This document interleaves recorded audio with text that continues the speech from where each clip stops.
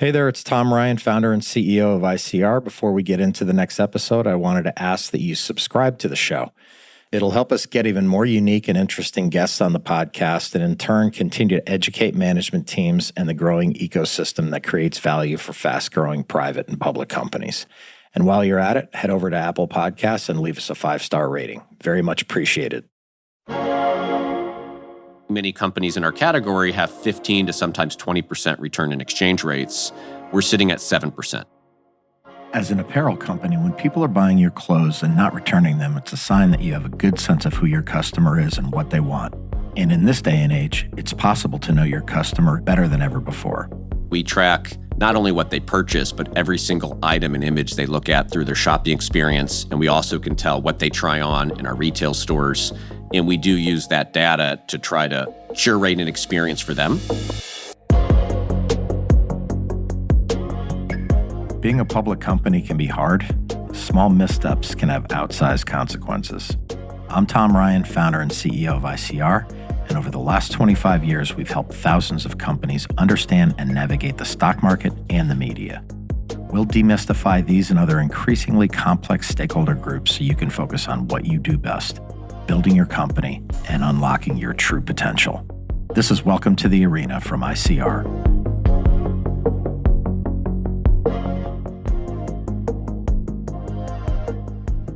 When shopping for clothes, there's a checklist of things that you're looking for. You want them to look and feel good. You want items that will last a long time. Maybe ethical and sustainable manufacturing are a priority for you.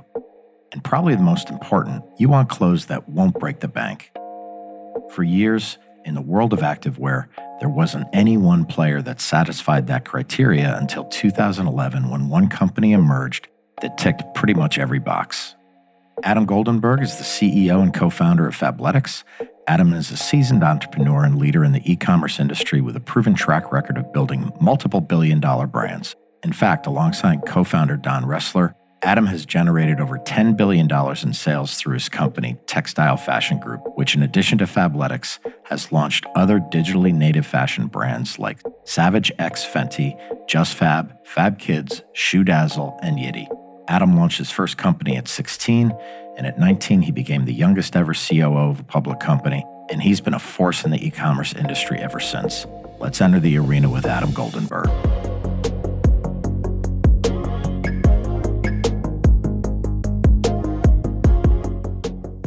The idea for Fabletics came from my business partner, Don, and his wife, Ginger. And back in 2011, they just really had a view that activewear was not just a trend, but a full-on movement. And there was a real opportunity in the category. So we came up with the idea for Fabletics. There was 3 founding beliefs. One, we just fundamentally believed the world's best leggings shouldn't cost $100. Right. We looked at what other brands were doing, and we knew that we could create an even better quality product at a more affordable price. And then 2, if you could go back in a time machine and look at women's activewear in 2011, it was boring. It was like black, navy, gray, very little fashion. Yep. So we had this belief that we could infuse fashion into the category. And then 3rd was just the brand positioning. On one extreme, you had Lululemon being intentionally exclusive. You had Nike marketing to women the same way they marketed to men around sports, stripping down sweat to just do it. And we wanted to create a different brand that we thought would resonate, that was about feeling good, having fun, and community. Yeah. And that was really the genesis. And we've just been very thrilled with the results that that brand has resonated.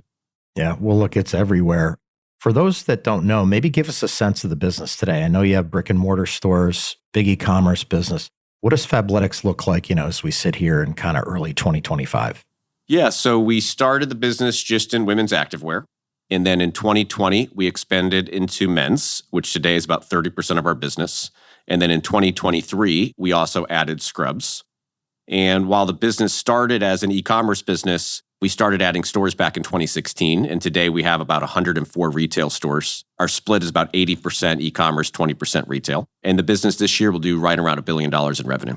Yeah, amazing. And tell me about the typical customer. I know you women were probably your initial target. You have men as customers. What does your typical customer look like, men and women?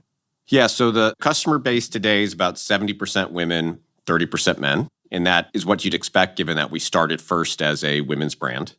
And it's a very diverse brand. So if you look at the ethnicity and size makeup of our customers, they very much match the US population. And then from an affluency standpoint, our average customer is more affluent than people expect given our sharp price points. So about 100,000 average household income. Yep. 15% of our customers over 200,000 household income. And what's been unique about this brand is we're taking market share both high and low. Yeah. So about half of our customers are effectively trading down in price from more premium priced or more expensive brand. And then for half of our customers, they're trading up, where they're previously buying their activewear at Target or Under Armour at Kohl's, and we become their luxury product. Yeah, interesting. And you talk about what makes Fabletics different. Let's talk about the tech stack. I know you built it internally, handles everything from kind of the retail experience to e-commerce to fulfillment, all that stuff. Why did you do it that way? Why is it such a competitive weapon for the company? Yeah, so we are a huge believer that technology, and in particular data and personalization, is a true competitive advantage, and it allows you to give the customer what they want.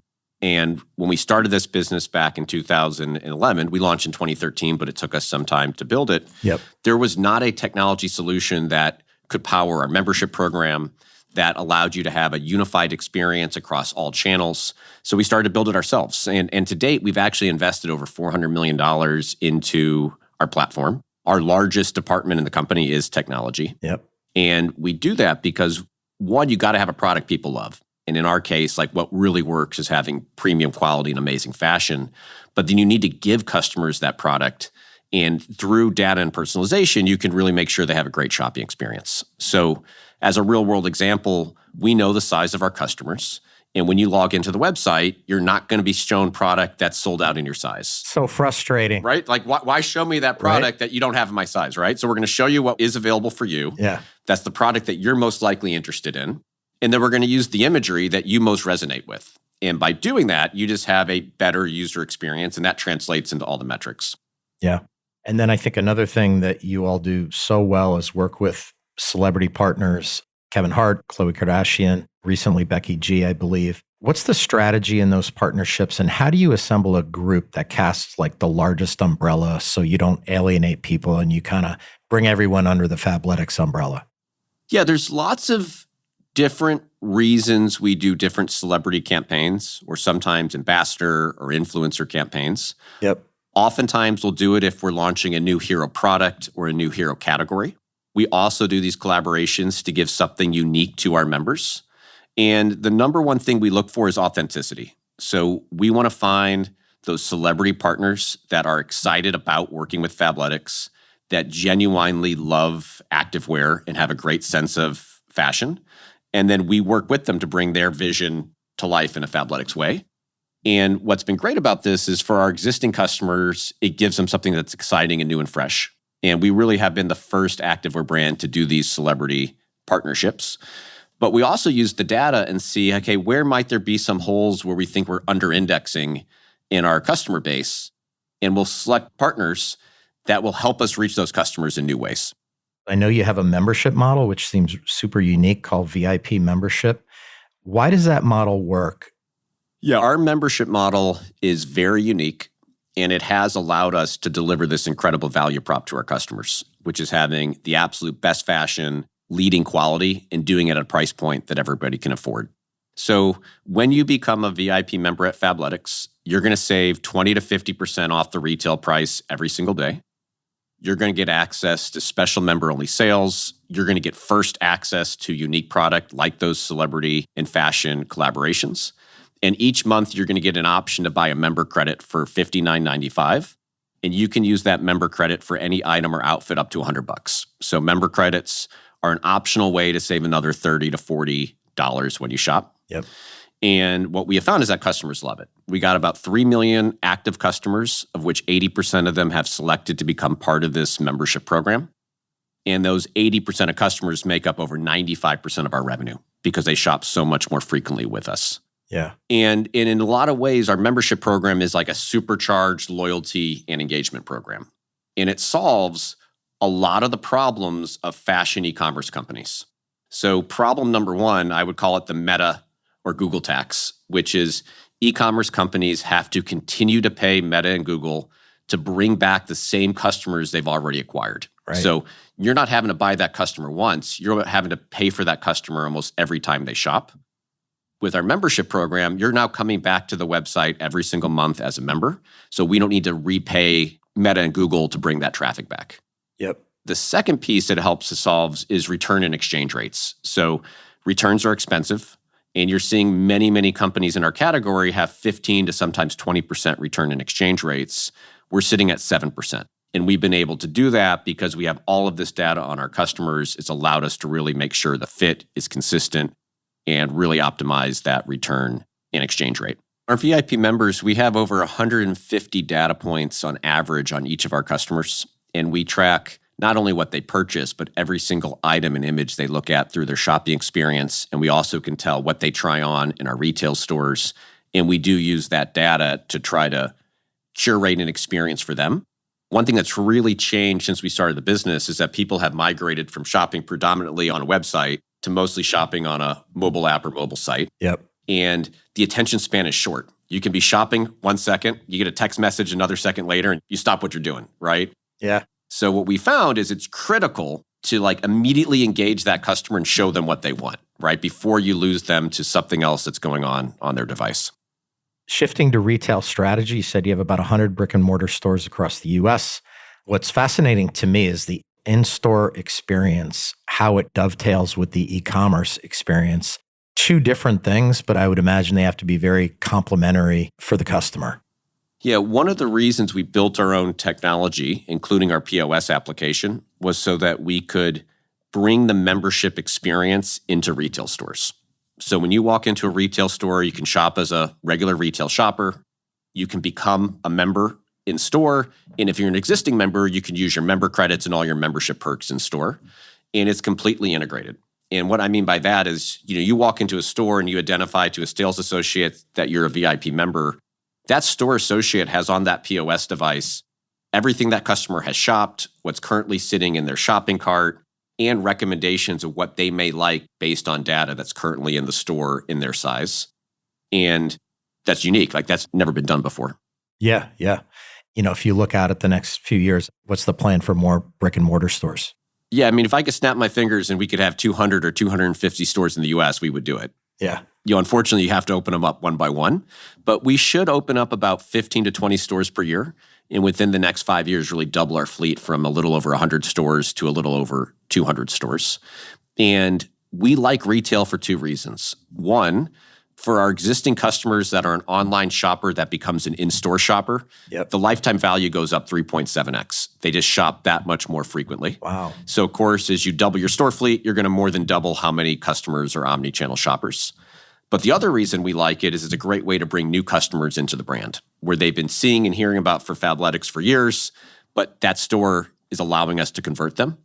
And what we find is that our digital advertising in a market is about 20% more effective once there's a store within about 30-minute drive from where you're at. So each of these new stores are bringing in about 200 to 300 new members per month as well. So it's a great new way to bring people into the brand, and they can just see how amazing the fashion and quality is that they've been hearing about for years.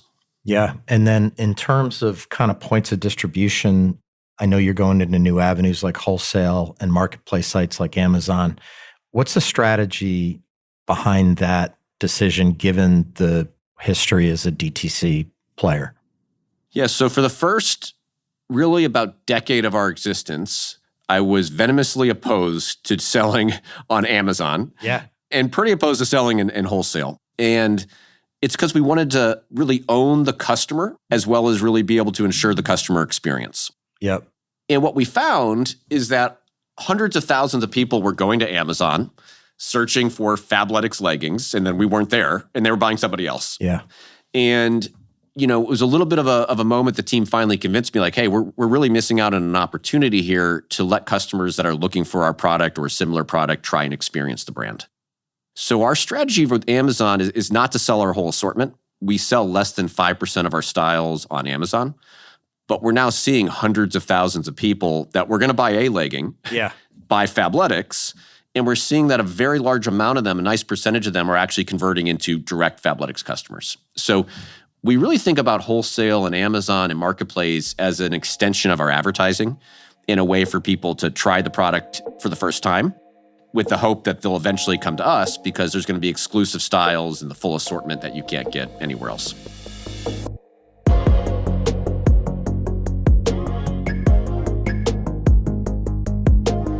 So Fabletics clearly has a pretty good handle on the North American market when it comes to both e-commerce and brick-and-mortar retail.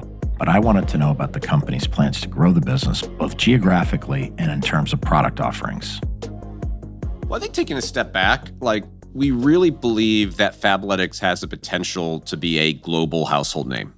And we look at this as not a 5 or 10-year plan, but sometimes the 20 and 30-year plan. So for the first decade of our existence, we focus predominantly on the North America market.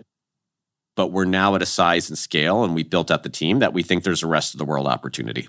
So I think if you look at where we'll expand to over the next 5 and 10 years, it's going to be all the major markets that you'd expect. And we're doing it thoughtfully with the right partners who we believe can really know how to execute and localize the business. So as an example, we just did a great partnership with Liverpool to bring the brand to Mexico. Takes a while, you got the financial analysts of the world who grow a business on a spreadsheet, actually doing it. It's right. Is a little bit more complicated. And every market is a different consumer, and you got to really understand that market and make sure you have the fit. You mentioned scrubs and some other men's stuff. I think the Don pant was a big thing for you. What goes into the decision to get into a new category? Yeah, well, Don and I, we've worked together now for 24 years. I had to do the math there. It's just 24 years. Yeah. And I'm 44. So over half of my life. Jesus. And I think what makes it a great partnership is, I like to attack things with data. And he has just an incredible visionary approach to where is the consumer going? Yeah. So oftentimes he'll have an idea and then, we'll conduct extensive market research to our customers and the general population and see if there's a fit. And then when there is, we then say, okay, now that we know there's an opportunity, can we really do it in a way that's different, unique, and better? Yeah. Because everybody's got a lot of choice in fashion. So we always ask ourselves, is there really something that we can do it better? So take scrubs as an example. We found that over 15% of our customers wear scrubs every day for their job. And that 90% of them said, hey, if Fabletics offered scrubs, we buy it from you. Interesting. So we saw that opportunity that we just said, okay, can we now make a product that's better than figs? And can we do it at a price that's sharper in price point? And we could, and that's what's been massively successful. And you might think that scrubs is not activewear, but there's a lot of similarities. Your scrubs have to perform. Yeah. They need to be made out of proprietary fabrics. They have to fit great. They have to be comfortable for 10, 12, 14-hour shifts. So it's the most active product you could have. And we just took that approach, and that's been a big success. So that's sort of similar to what we do with category expansion. We try to listen to our customers, and when there's a demand, we try to give them what they want. Yeah, and the bigger you get, the more information you have, the more customers, and it's kind of like a flywheel, it seems to me. Yeah, and one of the things I think that's unique is even though we have all this data, we think there's no substitute for spending time with real people. Yeah. So we have every one of our employees, whether they work in accounting or merchandising or design, work our retail stores. We call it TRX, the retail experience. And then every month we host multiple VIP Meet the Member events at our office. And we use that one-on-one interaction to do everything from get their feedback on the mobile app, to new product introductions, to new colors and prints, to ideas we have on collaborations. And I think that makes us a better company and keeps us really in touch with what matters most, which is our customers. And do they love us? Yeah, and speaking of a better company, sustainability, is a big hot topic in apparel. What's your approach to sustainability, the whole eco-conscious movement? How do you handle that?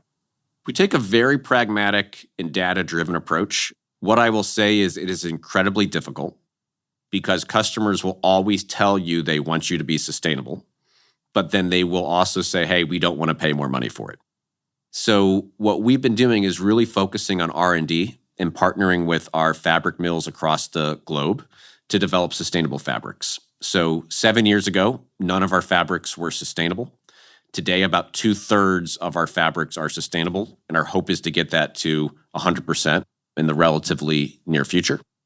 The other thing for us is we're going to have products that last. So, I was actually at the DMV about 3 weeks ago, and I was pretty excited because the lady in front of me, and I had to ask her because I saw a style that she was wearing. I'm like, wow, we made that legging in 2014. No way. Right? Like, that's a camel. And she's like, yeah, I've had these for the last 10 years, and they're amazing. They last forever. So I think part of the sustainability is sustainable fabrics from recycled materials, product that truly lasts, and then try to eliminate waste, right? By having a lower return and exchange rate, by having less than a 1% inventory obsolescent rate. We're removing waste from the ecosystem. And then we have been carbon neutral for a number of years, both in our retail stores as well as our corporate offices. Yeah, that's huge. Congratulations. But sustainability, it's not something that you ever can say like mission accomplished. Yeah. Every year, you just got to strive to get a little bit better. And I will say the industry is evolving where we could never have had 2/3 of our fabrics be sustainable 7 years ago because the technology didn't exist, right? So right. There are more and more ways, and I think it's really important that fashion companies do their part. You started a company at 16 years old, so you've been kind of in charge your whole life. I can't imagine you ever working for someone based on that track record other than shareholders. But what are some of the lessons you've learned along the way that you'd share with people? I think one of the most important lessons, and it's tough because I would say that most CEOs or entrepreneurs are a little bit of control freaks. Yep. You have to focus on what you can control. And you can't worry about the things that you can't control. And with that, there's a whole lot that's going to be unexpected, right? So you think about the pandemic. You think about what's going on today with tariffs. Yeah. Sometimes you think about some pretty crazy things that happen in the stock market when you're trying to do a transaction that you have no control over. And you can let those things sort of paralyze you or distract the team or the organization. Or you can say, you know what, like those things happened. We can't control them. Let's put all of our time and attention and energy to the things that we can control. Yeah. And I think that's been pretty key. I think the other one that I've learned over time is, look, there's a lot of data and there's a lot of information, but at the end of the day, you need to be decisive. Yeah. So I think it's really easy. And I think back to earlier in my career that I spent way too long to make a decision, or as an organization, we spent too long. Like, get all the information, put all the options out there and pick a path. And if it doesn't work, pivot quickly. Has been really important. Yeah. I also think just like being an optimist is such a big part of being a leader. It sounds so simple, but there's a lot of drudgery that goes with it, as you know, and just like powering through it and being optimistic and be like, hey, we're going to get through that. You know what I'm saying? Like 100%. It's just like a basic quality that's so huge that a lot of leaders storm around and they're angry and, like, why me? But like, don't you think that's a huge part of it? I think that is a huge part of it. I think the other one is that emotions are highly contagious. And I think, right, like Boy, that's a great way to put it. Right. So look, if you're sitting next to someone and they're having a horrible day, probably by the end of the day, you're having one too. So, one thing that Don and we really talk about is you got to have fun every day. You got to laugh. You can't take yourself too seriously. And you do have to have that optimistic attitude because it's infectious. Building companies and brand is the absolute team sport, and the companies that are successful treat it that way. And how you feel is very contagious to your team. For sure. My last question would be, what are you most pumped up about for Fabletics in the rest of 25 and heading into 26? Like, what are the top 3 things that you're kind of jacked up about, the team's fired up, like that you guys are going to take over the world? Look, we're excited. We just rolled out to the entire organization a 5-year plan to more than double revenue and quadruple profits in the next 5 years, which is ambitious. And how we're really going to do it is we're going to continue to open up retail stores. So we are excited about doubling the retail fleet. We love the fact that we can use these stores to host events. We do over 2,500 events. It's an opportunity to really interact and touch and feel the brand. We continue to be really excited about category expansion. So we're not privy to talk about it yet, but as innovative as we were with moving into scrubs, we have a couple new product launches planned over the next 12 to 18 months that everyone in the office is talking about, and we're super excited. Awesome. And then certainly international expansion. So we're just now starting to do these international partnerships. We're very excited about taking this brand across the globe. And then at the end of the day, it's just the fashion itself. Like, we feel like if every year the product itself can be a little bit better than the year before, we talk about, like, let's not make the business harder than it needs to be. If you create incredible fashion and incredible quality and you do it at the best price point and you treat your customers as they are, which is everything, like, that's the key to success. So we're going to continue to try to do what we've been doing.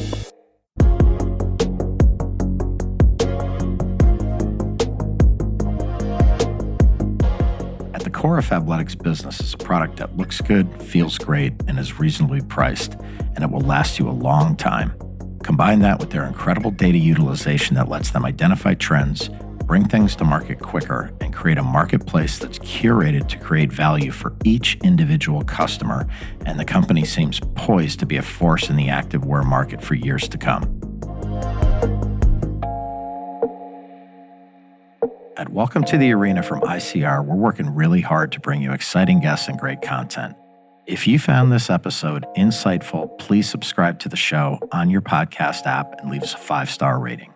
The more the show grows, the more interesting voices we can have on the podcast, and in turn, that should demystify a lot of the stakeholders around public companies and soon-to-be public companies.